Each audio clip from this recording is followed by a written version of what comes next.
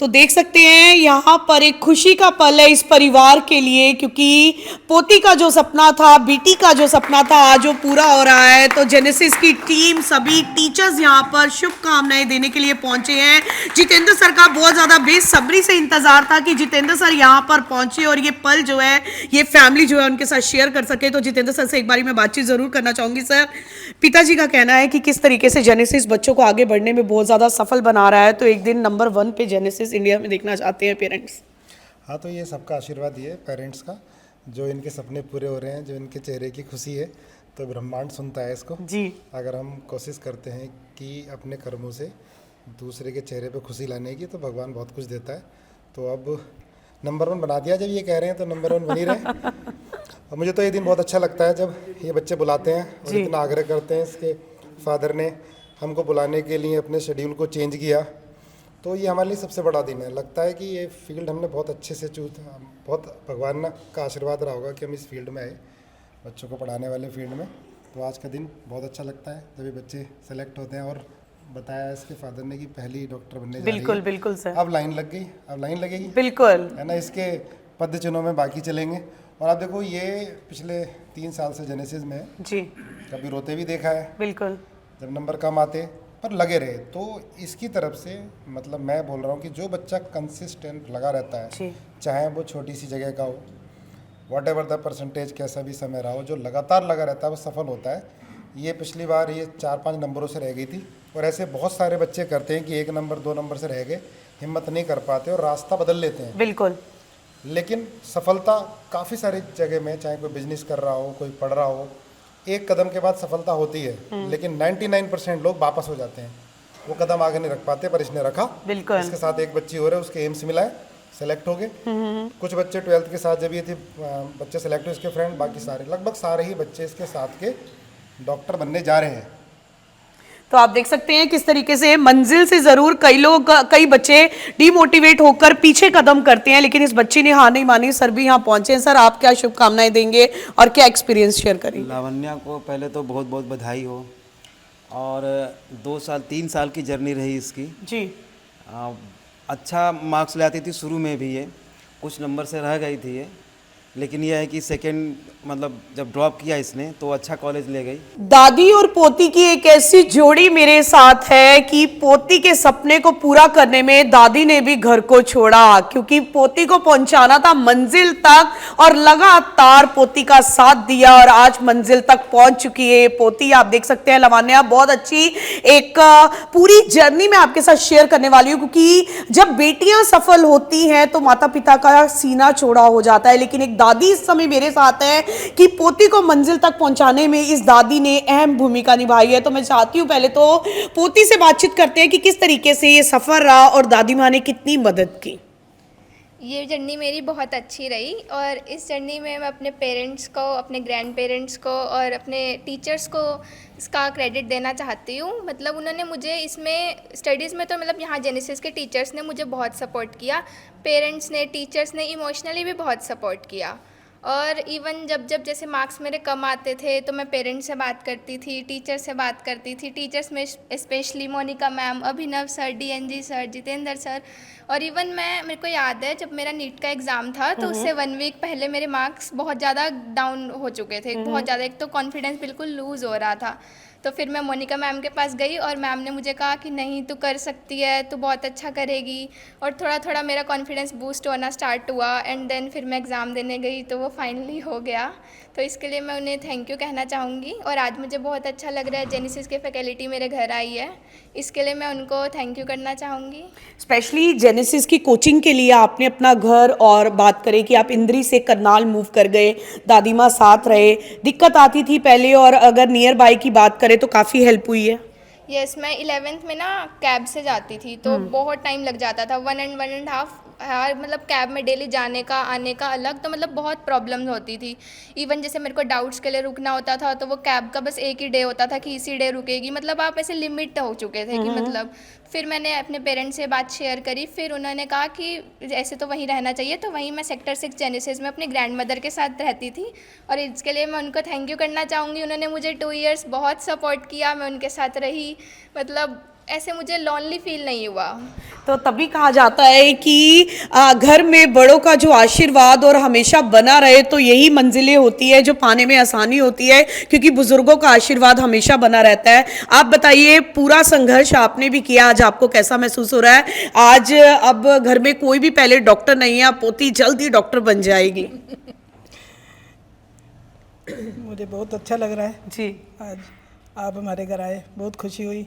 लेकिन जब आप करनाल गए तो कैसा कैसा टफ टाइम भी देखा होगा, घर से काफी ज्यादा दूर, लेकिन पोती का सपना है उसे पूरा करना था। पर मुझे ज़्यादा नहीं लगा, इसके साथ मेरा बहुत प्यार था। अच्छा। बहुत प्यार, और फिर मैंने कहा ये सेट हो जाए बस, मुझे बहुत ही इतने में ही बहुत खुशी है। तो बिल्कुल, पोता और पोती तो दादी की वैसे ही बहुत ज्यादा लाडले होते हैं, तो इस दादी ने तो कमाल किया है। हाँ, मम्मा ने तो बहुत साथ दिया है। तो जैसे ही मम्मा आते थे ना, हमें होता था कि हाई लवन्या के पास जाना है, कि मम्मा एक अपना सत्संग नहीं छोड़ सकते कभी जी, भी। जी, जी, जी। संडे को उन्होंने आना ही आना होता था, कि मुझे होता था कि हाई लवन्या के पास जाना है। एक्चुअली में मेरा स्कूल है नेजा सिटी हाई स्कूल में मैं पढ़ाती हूँ, ठीक है। 10th में। तो हमें होता था कि हम सैटरडे फटाफट जाएं और मम्मा आएँ, और फिर वही हमारा रूटीन शुरू हो जाता था कि हाँ लवन्या ने जाना है, लवन्या के पास जाना है। और सैटरडे को लवन्या को और मम्मा को मिलकर इतनी खुशी होती थी ना, कि हफ्ते बाद हम मिल रहे होते थे। तो मैम, गवर्नमेंट कॉलेज मिला है, अगर प्राइवेट की बात करें तो करोड़ों रुपए लग जाते हैं एक बच्चे को डॉक्टर बनाने में, और इस तरीके से अगर जेनेसिस की बात करें, बिटिया की हार्ड वर्क की बात करें कि अब गवर्नमेंट कॉलेज में वो पढ़ेगी और बहुत कम फीस में ही वो डॉक्टर बन जाएगी। हाँ मैम, ये तो एक ड्रीम कह लो जी मैम, जो हमारा लवन्या पूरा कर रही है, और इसके पीछे जेनेसिस फैकल्टी का हाथ है। जब भी लवन्या को कुछ भी प्रॉब्लम्स वगैरह होती थी ना, निराश हो जाती थी, सबसे पहले वो मोनिका मैम और अभिनव सर की वीडियो क्लिप देख के इतना उसको मोटिवेट मिलता था ना, कि मैं भी उनकी सुनती थी ना, तो मुझे ऐसा लगता था कि बस दूसरी मदर मिल गया उनको, मोनिका मैम। क्या बात है। तो बिल्कुल हाँ जी। मोनिका मैम को दूसरी माँ बोला जा रहा है, तो मोनिका मैम और अभिनव सर के पास मैं जल्दी पहुंच रही हूँ और मैं व्यूज लेना चाहूंगी। मैम, पहले भी अगर जेनेसिस के स्टूडेंट्स की बात करें तो आप दोनों के साथ बहुत ज्यादा कंफर्टेबल वो लोग फील करते हैं, तो क्या अगर मैं लावण्या की बात करूं तो किस तरीके से डीमोटिवेट हो जाती थी या मोटिवेट रहती थी? हमने सुना है कि ये बहुत ज्यादा इमोशनल भी हो जाती थी समटाइम्स। जो इसका 12th के साथ था वो तो आराम से निकल गया था, उसमें तो ये इतनी ज़्यादा परेशान नहीं हुई। लेकिन जब 12th के बाद इसका सिलेक्शन नहीं हुआ था, तो जब ड्रॉप इसे करना पड़ रहा था, तब ये बहुत ज़्यादा परेशान थी, बहुत रोई थी, बहुत ज़्यादा।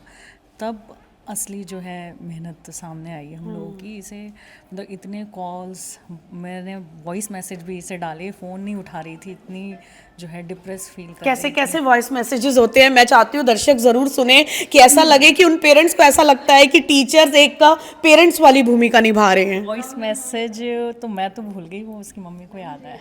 तो बिल्कुल उसकी मम्मा एक बारी शेयर करेंगे कैसे मैसेजेस आते थे, कैसे मैसेज। मेरे पास एक मैसेज पड़ा हुआ है, तो लावण्या एक मैसेज जरूर शेयर करेगी हमारे साथ।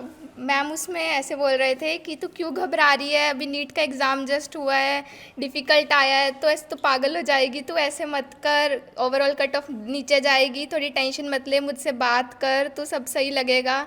तब 10:30 हो रहे थे अराउंड, और 4 मई 2025 की बात है रात को। और फिर मैंने लवन्या फ़ोन नहीं उठा रही थी, तो मैम का जो वीडियो क्लिप आया कि कहने लगे कि अरे पगली फ़ोन तो उठा, कम से कम फ़ोन तो उठा मेरा एक बार, फिर मेरे से बात तो कर।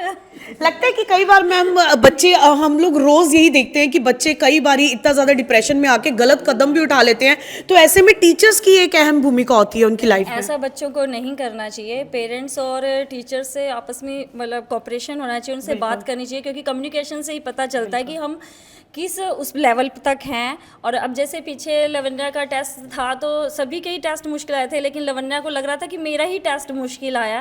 तो जब अभिनव सर ने अपनी वीडियो क्लिप भेजी, तो लवन्या को तब पता चला कि नहीं मम्मा, मेरा टेस्ट ऐसा नहीं हुआ, सभी का ही ऐसा हुआ है। तब इसको थोड़ा मोटिवेट मिला, और ये फिर वहाँ जेनेसिस गई सेंटर पे। तो बिल्कुल अभिनव सर से बात करते हैं। अभिनव सर, आप बताइए कि लावण्या के बारे में जैसा सभी उसके पेरेंट्स, दादी जी सब बता रहे हैं, तो आप लावण्या के लिए क्या कहेंगे?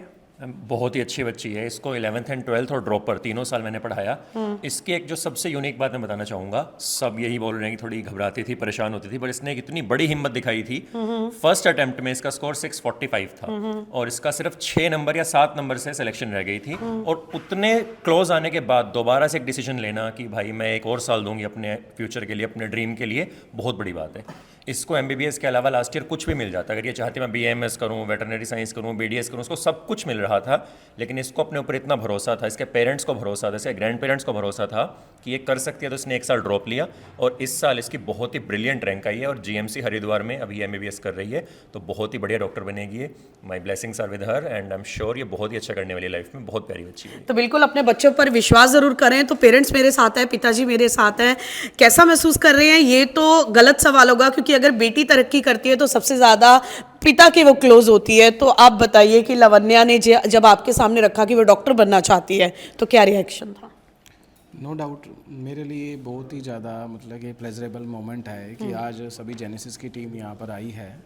काफ़ी दिनों से सोच रहा था, आपस में बात होती थी कि भाई इस तरह से आना है, बुलाना है, फिर मैंने कहा बेटा बनाओ, इस तरह का प्रोग्राम बनाओ, फिर वो चलो फाइनली सेट हो गया। और सभी का ही बहुत बहुत थैंक्स, सब ने इसको बहुत अच्छे से टीच कराया।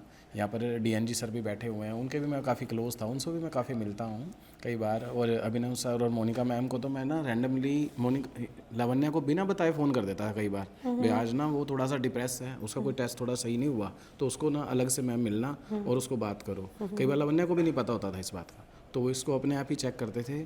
और बिटिया का खास ध्यान रखना, मतलब कि मेनली यही होता है कि बच्चों का ना, कई बार अगर मैं इसके पास एप्पल भी कट करके रखा था ना, तो ये खाती नहीं थी, पड़ा हुआ है एज इट इज़ पड़ा हुआ है, इतना टाइम हो गया है। फिर मेरे को होता था भाई यार बच्चा लगा हुआ है, फिर लेकिन एक बहुत ही ज़्यादा मतलब कि ये मैं कह सकता हूँ हमारी फैमिली में ये फर्स्ट डॉक्टर बनेगी। आगे भी बहुत बच्चे हैं हमारी फैमिली में, अभी सभी जैसे कज़न ब्रदर वगैरह सभी फैमिली में। तो मेरी यही वो है इच्छा कि सभी जो है वो और ज़्यादा प्रोग्रेस करें और जेनेसिस की टीम और genesis faculty day by day बहुत ज़्यादा प्रोग्रेस करे, जेनेसिस और ज़्यादा ऊंचाइयों को छुए, भगवान करे इन फ्यूचर जो नंबर 1 रैंक है इंडिया में वो जेनेसिस से ही आए। जेनेसिस क्लासेस, सर्वश्रेष्ठ शिक्षा, सच्चे परिणाम।